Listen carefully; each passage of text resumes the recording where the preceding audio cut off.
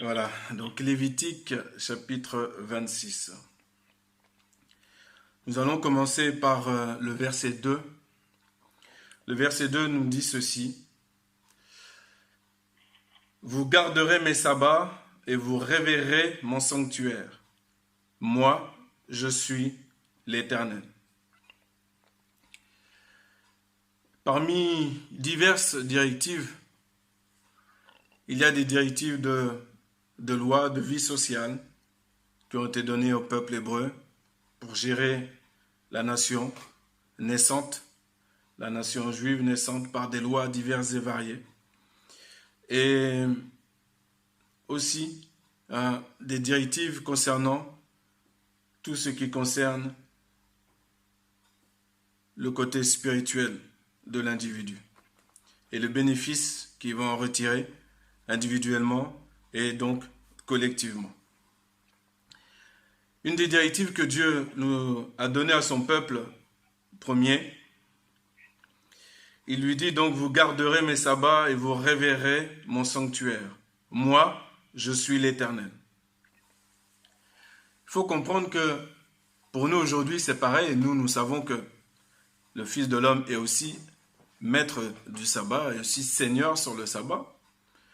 Nous ne sommes pas nous sous la loi, mais nous ne sommes pas sans loi, car nous avons la loi de Christ en nous. Nous avons l'Esprit du Seigneur, et c'est bien, car là où l'Esprit du Seigneur, il y a la liberté. Oui, la liberté de ne plus pécher, de ne plus manquer la cible, de ne plus fauter.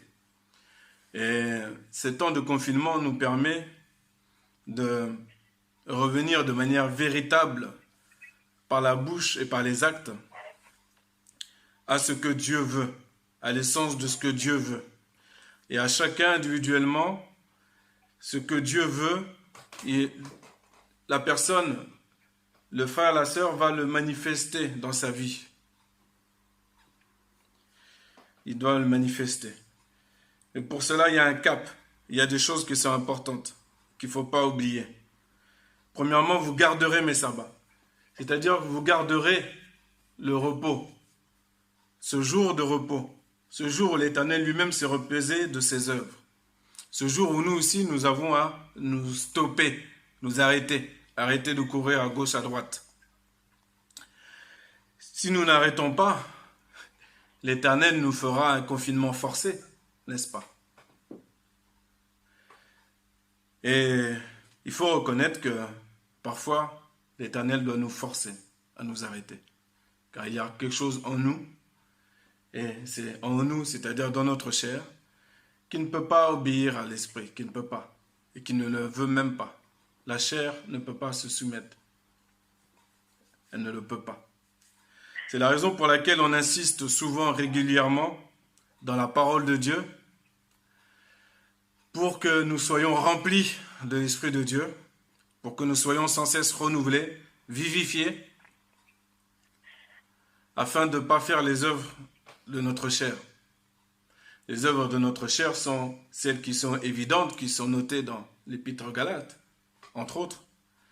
Et puis, il y a ceux qu'on soupçonne moins, comme l'entêtement, par exemple. Donc, on doit garder le rassemblement. On doit garder le rassemblement. Le chrétien doit garder le rassemblement. Il lui a été donné. Il doit le garder. C'est quelque chose qui lui est donné. C'est un don que Dieu a fait de nous donner un jour où ses enfants se rassemblent. C'est un don. Et ce don-là, il faut le garder comme statut perpétuel. Je dis comme statut perpétuel parce que c'est la raison pour laquelle l'Éternel se fait connaître par son nom. Car il n'y a pas de logique. C'est pour ça que la parole de Dieu ne s'étudie pas comme les autres livres, mais elle s'écoute et elle se comprend par l'Esprit de Dieu. Elle doit se faire comprendre. On n'étudie pas la Bible comme on étudie un autre livre. Et on comprend que l'Éternel se présente et il dit au verset 2, il dit « Moi, je suis l'Éternel ». Pourquoi a-t-il besoin de dire « moi, je suis l'Éternel » ? Nous allons voir ça dans la suite. Mais en tout cas, il se présente par son nom d'Éternel, d'infini. Le rassemblement, il est infini. Dans notre pensée, celui qui est renouvelé dans son esprit, celui qui capte le message de la parole de Dieu, il le capte tel quel. C'est-à-dire il comprend que, non pas ce sabbat, mais ce jour de rassemblement des chrétiens, eh ben, il va le garder. Il va le perpétuer pour lui, pour ses enfants et les enfants de ses enfants. On ne fait pas un rassemblement une fois de temps en temps quand on veut. Non, c'est perpétuel. Perpétuellement, le rassemblement. Dans ce rassemblement-là, toujours au verset 2, il nous dit quoi? Il nous dit, vous révérez mon sanctuaire. La révérence. La révérence que l'on doit à Dieu. Déjà qu'on a reçu seulement les prémices de l'esprit. Déjà avec le peu de choses qu'on comprend, qu'on semble comprendre, connaître. Il faut, avec ce qui nous est donné de comprendre, de connaître et d'avancer dans cette connaissance, révérer, adorer, louer Dieu. L'Éternel ne nous fait pas de propositions. Ce n'est pas là une histoire de démocratie participative.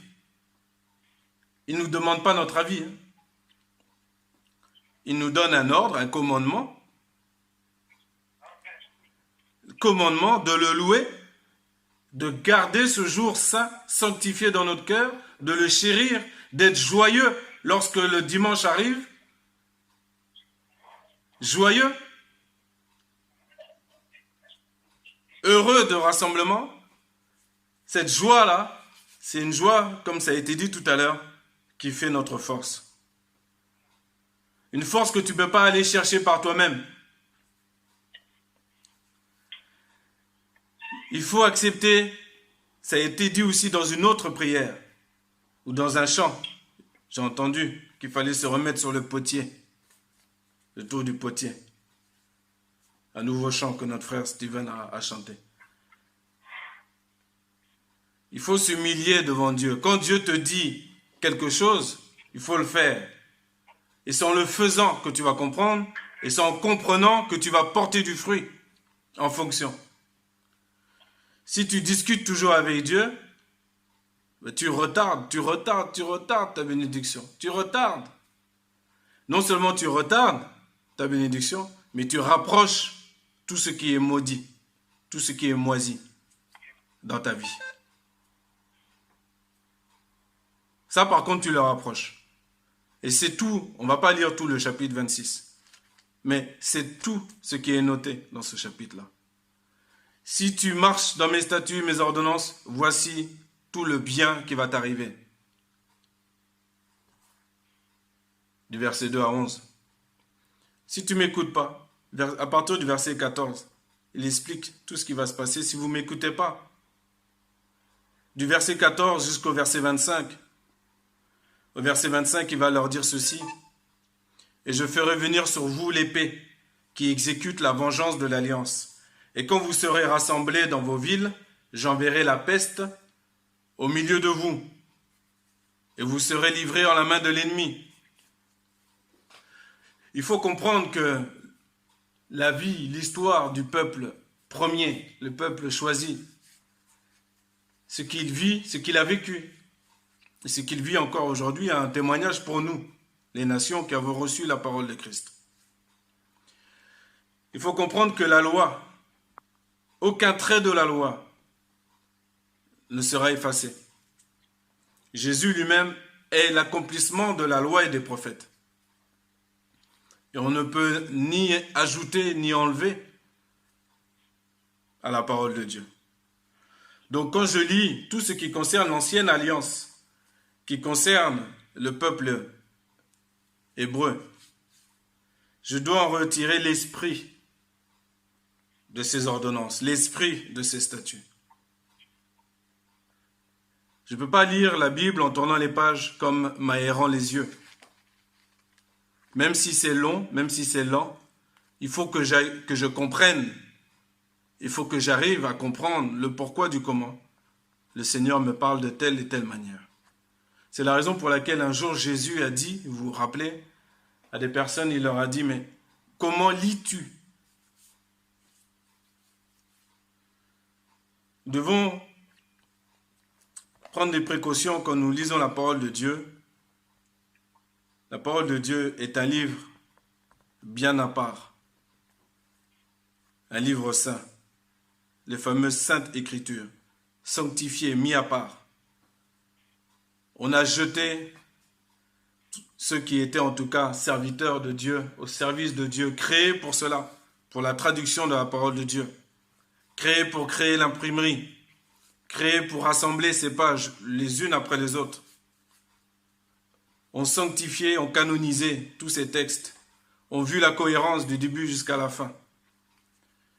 Et on jeté et on mis aux ordures tout ce qui concerne les livres apocryphes, diaboliques.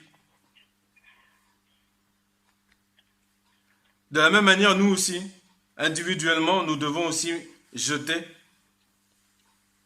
tout ce qui était avant, dans notre vie d'avant, notre vie d'Égypte, quand on était encore en Égypte, comme le peuple hébreu. Nous étions dans le monde et nous pensions comme le monde, nous agissions comme le monde. Mais l'Éternel nous a sortis, il nous a sortis de ce monde-là. C'est pour ça qu'il se présente et il rappelle encore à son peuple, au verset 13, « Moi je suis l'Éternel votre Dieu qui vous ai fait sortir du pays d'Égypte, afin que vous ne fussiez pas leur esclave. J'ai brisé les liens de votre joug et je vous ai fait marcher la tête levée. » Il y en a un qui peut dire « Moi je ». Son nom est l'Éternel. Alléluia. Moi je suis l'Éternel, votre Dieu. Je me présente, voici qui je suis. Non seulement je suis éternel, je suis votre Dieu. Et je vous rappelle que je vous ai fait sortir du monde d'où vous étiez auparavant. C'est moi qui l'ai fait, dit l'Éternel. Je l'ai fait pourquoi? Pour que vous soyez mon peuple. Dieu est un Dieu jaloux. C'est pas un pied dedans, un pied dehors. Pour que vous soyez mon peuple, en entier. Pourquoi? Parce que Dieu ne veut pas qu'on soit esclave, c'est ce qu'il dit. Afin que vous ne fussiez pas leurs esclaves. Si tu es soumis à la pensée du monde, tu es esclave du monde.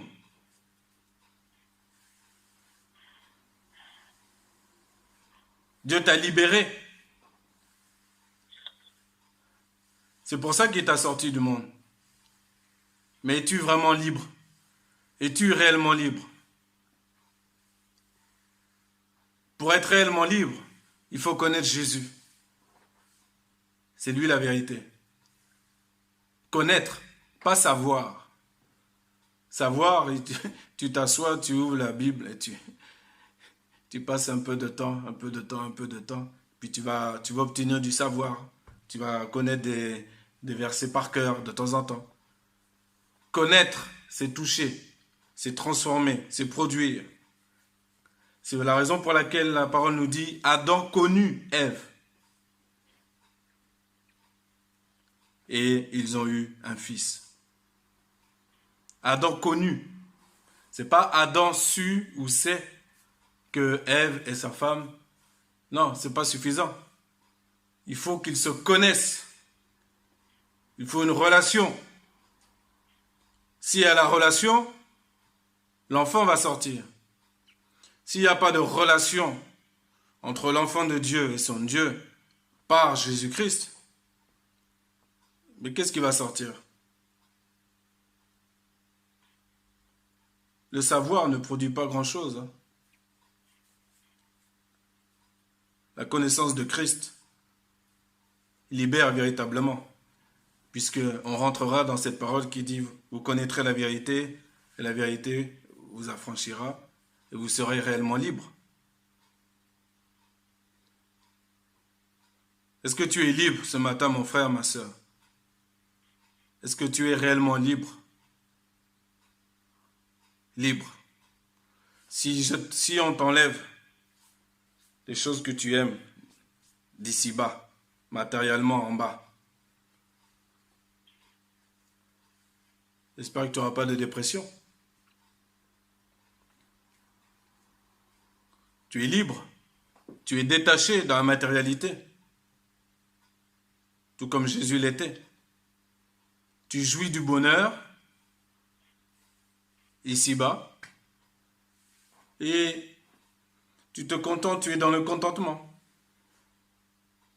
Tu es content quoi qu'il arrive, que tu es, quel que soit ton état, dans la richesse ou dans la pauvreté, tu es content. Tu es content. Et c'est important d'être content, de vivre dans le contentement de ce que Dieu nous donne.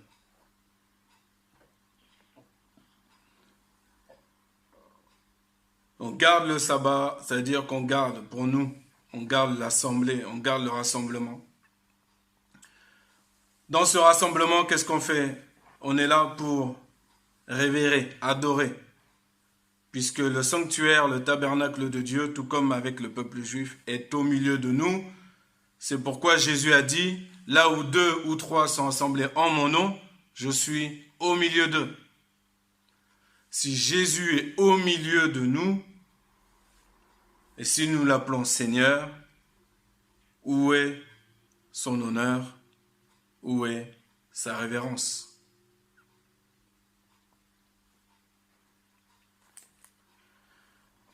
Moi, je suis l'Éternel. En adorant, en révérant, la louange montant, car il faut qu'elle monte, ça aussi. Il faut qu'elle monte.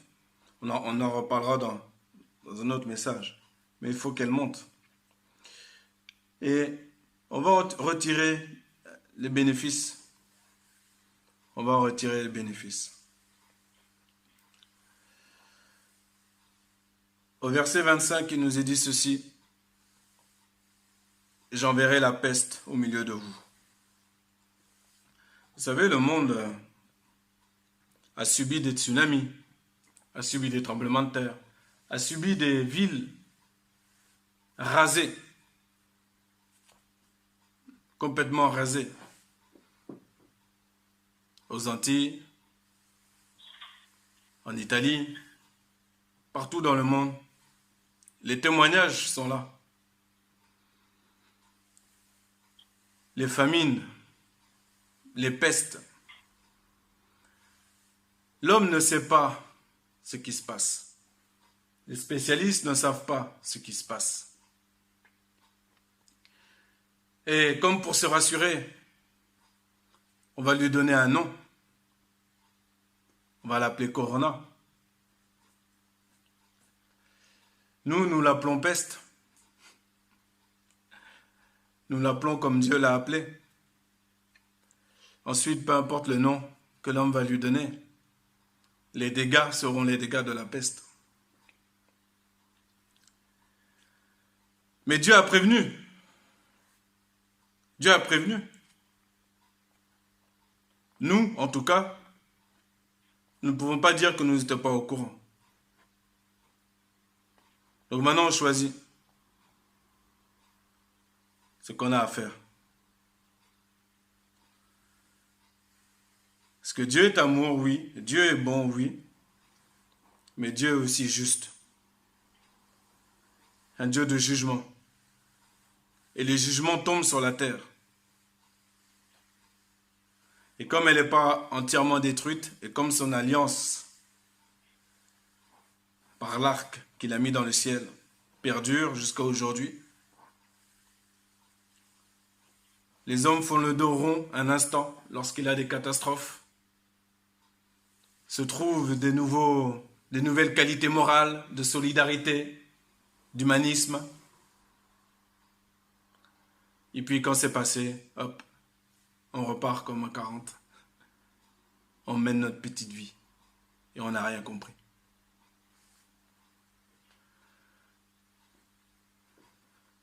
Quand l'Éternel frappe la terre, pour qu'on puisse plier le genou, s'humilier, celui qui sait s'humilie et prie et intercède pour ceux qui ne savent pas. Mais quand tu parles avec quelqu'un, quand on t'interroge, il faut lui dire les choses telles que la parole le dit. Telles que la parole le dit. Telles que la parole le dit. Mais Dieu est fidèle. Dieu est fidèle. Il est tellement fidèle que, une fois que nous, chrétiens, nous avons annoncé la bonne nouvelle de l'Évangile, avec la bonne nouvelle qui est complète, de la même manière que Jésus parle. Quand Jésus dit, ce n'est pas que ceux-là ont plus péché que les autres. Quand il parle de l'événement de la tour de Siloé, qui est tombé sur les personnes, on lui demande, est-ce qu'eux, ils ont plus péché que les autres? Non. Jésus dit la vérité, il leur dit, non, c'est pas que eux ont plus péché. Mais si vous ne vous repentez pas, vous mourrez pareillement. Qu'est-ce que la repentance? La repentance, c'est le terme grec qui a été utilisé et qu'on trouve dans le Nouveau Testament, puisqu'il a été écrit en grec. Mais elle existe déjà dans l'Ancienne Alliance. Et en hébreu, c'est la teshuva. La teshuva, c'est le retour à la parole. C'est ça que ça veut dire littéralement. Le retour à la parole. Le retour à la parole. Donc, c'est une grâce que Dieu frappe, que Dieu se montre de plus en plus visible. Pour l'Église, premièrement, puisque le jugement commencera par nous. Donc, celui qui écoute ce message au-delà de notre assemblée sentinelle, puisque les messages maintenant vont partout sur toute la planète, celui qui entend le français en tout cas, celui qui sert Dieu, celui qui est responsabilisé pour servir Dieu, il est temps pour lui, pour chacun d'entre nous, de fouiller avec des lampes, comme dit la parole, fouiller notre vie à la lumière de la parole pour revenir à Dieu, pour nous repentir. Mais repentir, c'est pas repentir, dire ah, oui, pardonne-moi Seigneur, pardon, pardon, pardon, pardon, et repartir comme avant. C'est un changement complet, volontaire, sans attendre d'être alité sur un lit d'hôpital. Donc, tous ceux qui laissent leurs femmes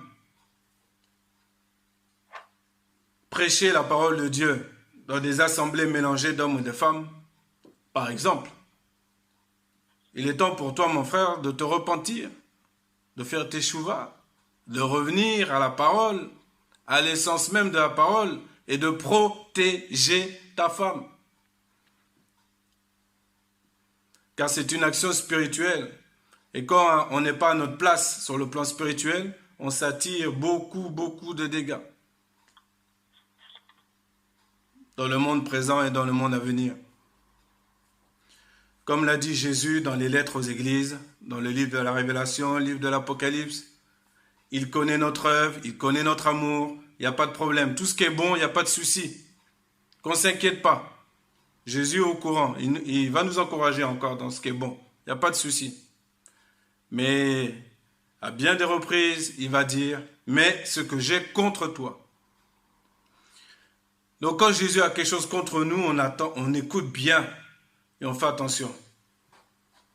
Et là on se dit, oh là je vais prendre mes lampes et fouiller avant que Jésus revienne, puisqu'il reviendra. Et il ne faut pas que j'ai honte quand il revient. Il ne faut pas que j'ai honte. Ma conscience doit être pure, sans tache.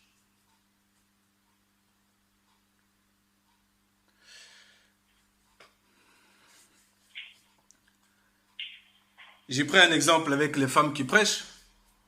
Je pourrais prendre d'autres exemples avec ceux qui mettent les noms dans les enveloppes des offrandes.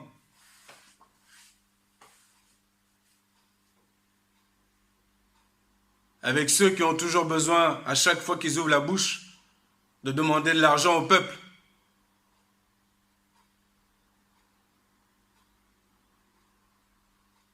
D'une manière directe ou indirecte. Ce sont des mauvais ouvriers. Mais un mauvais ouvrier qui plie les genoux, le Seigneur est là pour le transformer. Et c'est ça la grâce de Dieu. Je ne vais pas prendre plus d'exemples négatifs. Que Dieu nous garde. Car celui qui semble être debout, qui ne prenne garde de ne pas tomber, nous dit la parole, n'est-ce pas? La parole est merveilleuse, elle est complète. Ça vaut le coup de la lire, de la manger, de la digérer et de produire le fruit. Veillons les uns sur les autres. Veillons les uns sur les autres afin que, lorsque l'Éternel nous parle droit au cœur, celui qui parle et celui qui entend puisse produire ce qui s'est passé pour le peuple hébreu, verset 40 de Lévitique 26. Au verset 40, il dit ceci. « Et ils confesseront leur iniquité et l'iniquité de leur père, selon leur infidélité par lesquelles ils ont été infidèles envers moi, et aussi comment ils ont marché en opposition avec moi. » Donc, que ce soit le responsable d'église, que ce soit le peuple de Dieu lui-même, il faut qu'on puisse confesser. Si Dieu nous parle, on confesse. On dit pardon. Pas le pardon qui va nous faire repartir comme avant. Non. Il faut un changement. C'est ça la conversion. Il faut un changement. On confesse l'iniquité. L'iniquité, c'est l'injustice. Faire le contraire de ce qui est juste.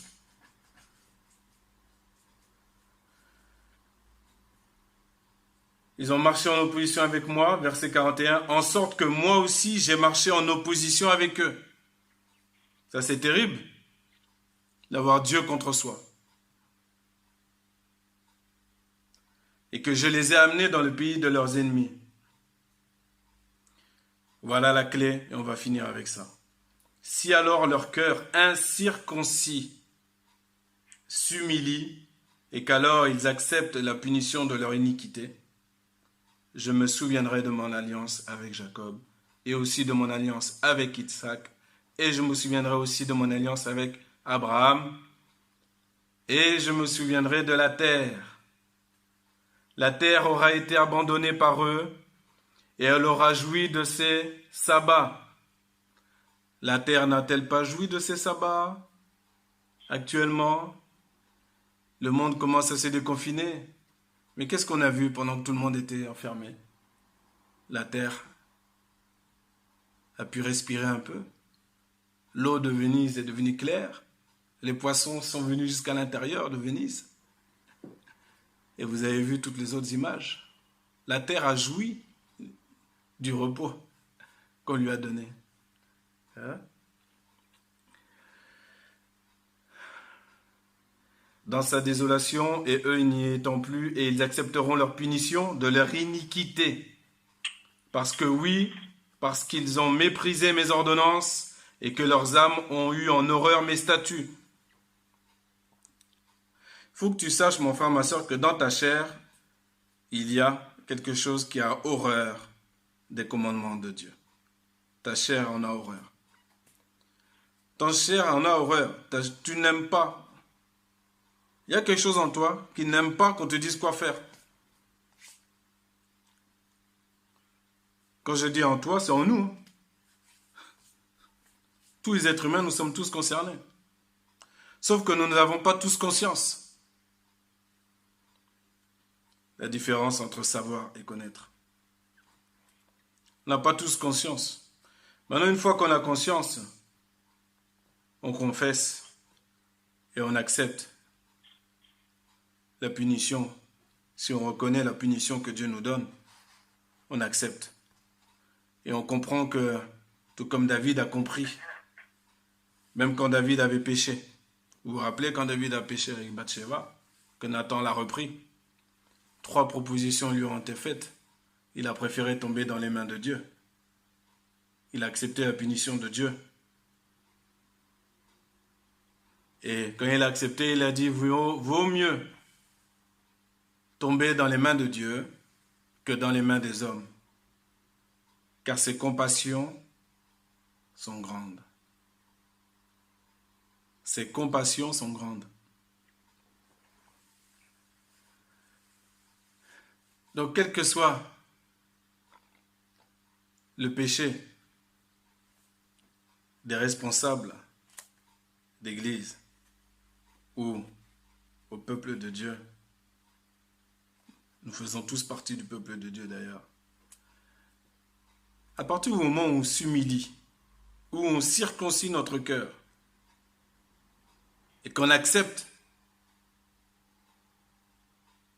puisque Dieu ne tient pas le coupable pour innocent. La grâce, c'est Jésus-Christ.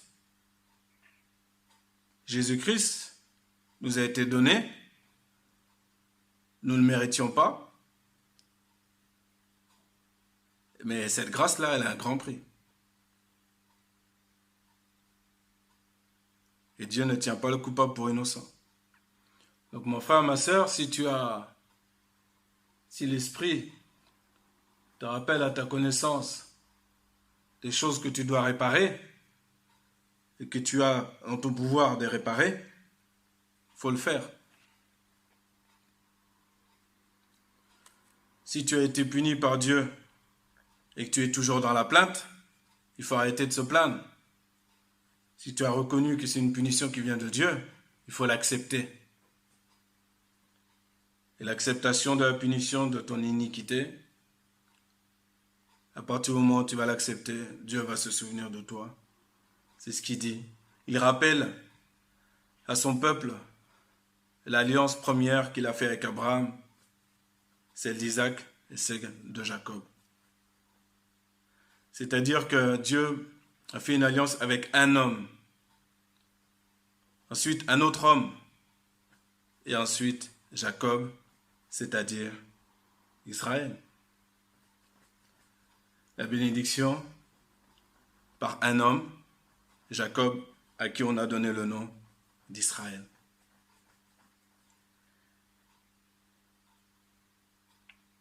D'un homme, la bénédiction est venue sur plusieurs. De Jésus-Christ, la bénédiction est toujours valable pour nous, tous. Pour nous tous.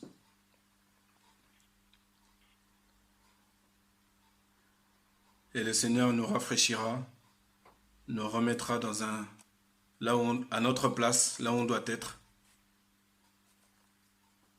Où on doit être maintenant. Et pour que je puisse être à la place et glorifier Dieu, les temps que je passe sur cette terre, il faut qu'à chaque fois que Dieu m'interpelle, que j'accepte, que je comprenne, que je circoncis mon cœur, que je m'humilie devant lui et que j'accepte, si je reconnais que j'ai fauté dans tel ou tel domaine, que j'accepte la punition. Et Dieu se souviendra de moi. Dieu, comme ça a été dit en introduction, ne nous a pas laissés tout seuls. Dieu, c'est un Dieu aussi qui relève, un Dieu qui console, un Dieu qui nous conduit dans toute la vérité. Et ce Dieu-là, il nous rappelle aujourd'hui qu'il nous a fait sortir du monde, sortir d'Égypte, afin d'être notre Dieu. Moi, je suis l'Éternel. Notre Dieu de manière perpétuelle.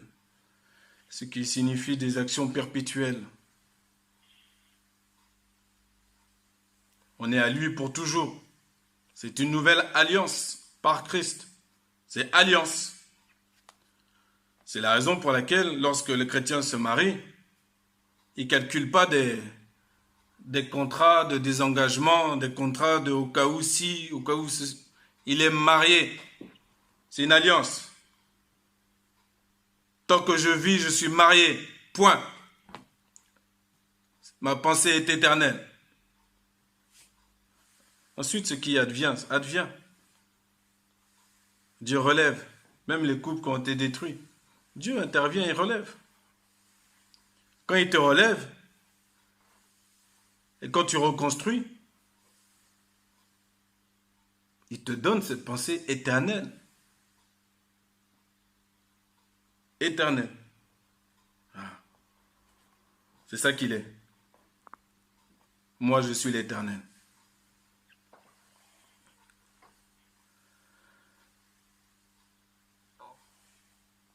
Verset 45, pour finir, il dit ceci: « Et je me souviendrai en leur faveur de l'alliance faite avec leurs ancêtres, lesquels j'ai fait sortir du pays d'Égypte sous les yeux des nations, pour être leur Dieu. » L'Éternel t'a fait sortir du monde sous les yeux du monde. Tu n'es plus du monde, n'est-ce pas? Le monde a vu que tu es sorti de lui. Tu es sorti de lui.